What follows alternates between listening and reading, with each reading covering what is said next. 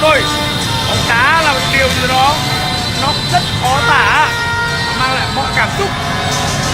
Tôi ngày hôm nay thật sự mệt mỏi, nhưng bây giờ tất cả mọi thứ đều không hết. Việt Nam vô địch.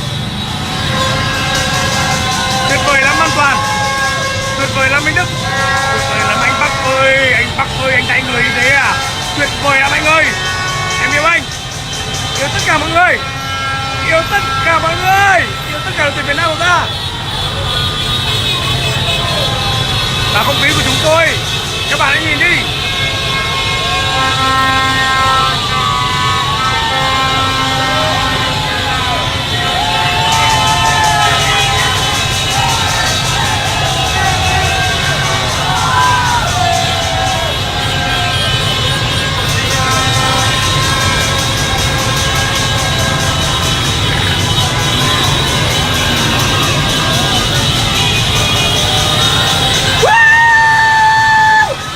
Woo!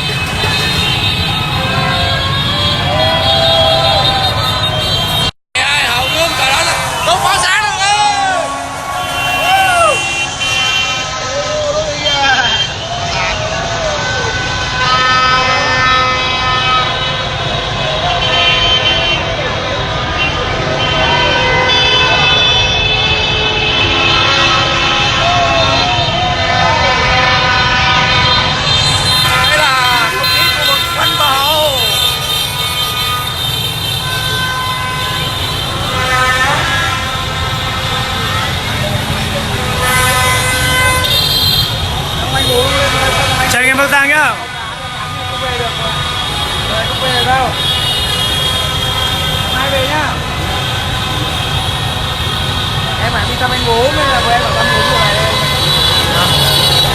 Chăm anh bố thì với em bảo chồng chăm bố điều gì này. Anh bố nó để bố mạnh khỏe cho coi này.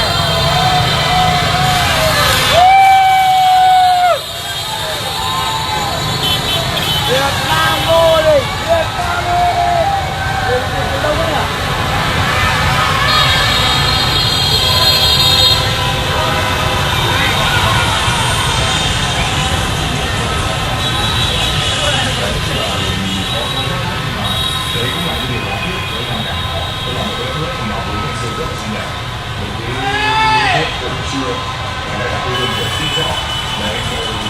Chào tất cả mọi người, chào tất cả mọi người.